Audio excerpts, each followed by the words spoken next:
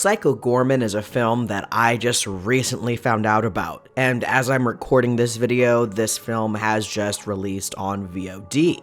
And this is no exaggeration, I had a smile on my face the entire time watching this film. The film follows siblings Mimi and Luke, who unwittingly resurrect an ancient alien overlord. Using a magical amulet, they force the monster to obey their childish whims, and accidentally attract a rogues gallery of intergalactic assassins to small-town suburbia. Psycho Goreman, PG for short, is a love letter to the films that came out in the late 80s and early 90s that would focus around a fish out of water story about a mutant or an extraterrestrial. This basically follows that same story structure, but add in copious amounts of blood, gore, and guts, along with a healthy dose of dark horror comedy, gives you an incredibly unique vision of the quote-unquote family-friendly creature features of the late 80s and early 90s. The films that came to mind as I was watching this were Teenage Mutant Ninja Turtles, the Power Rangers, and even a bit of Guyver. I also spotted a Videodrome reference that I absolutely loved.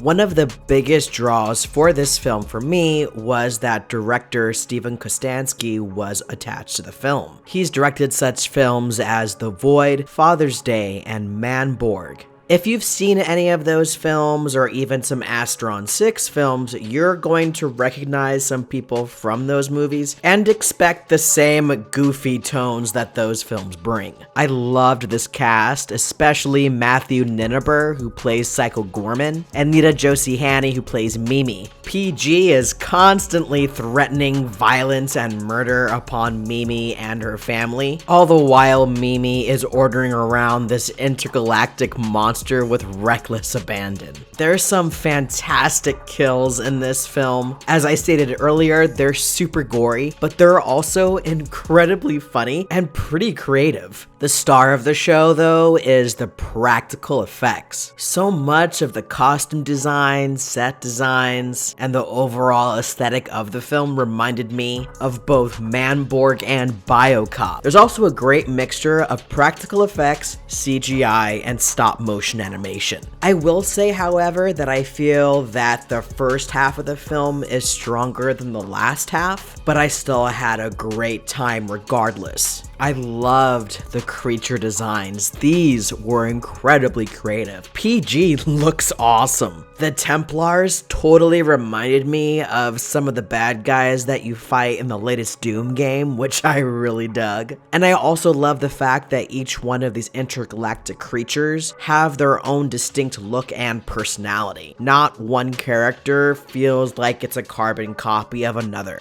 Psycho Goreman doesn't have a very complex script or deep dialogue or even really deep characters. This is a very simple, goofy, gory, and over-the-top indie film that I found absolutely charming, which is why I'm going to give Psycho Goreman an add to the collection. I had so much fun with Psycho Goreman. I was laughing throughout, had a smile the entire time. Psycho Goreman is a prime example of why I love indie horror cinema.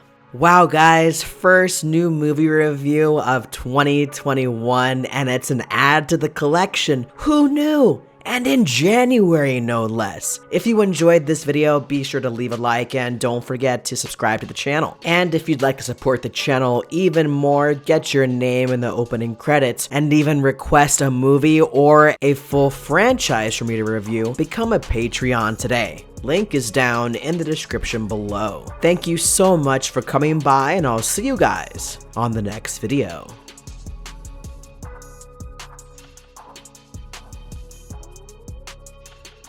Nice meeting you. It would be nicer if you were dead.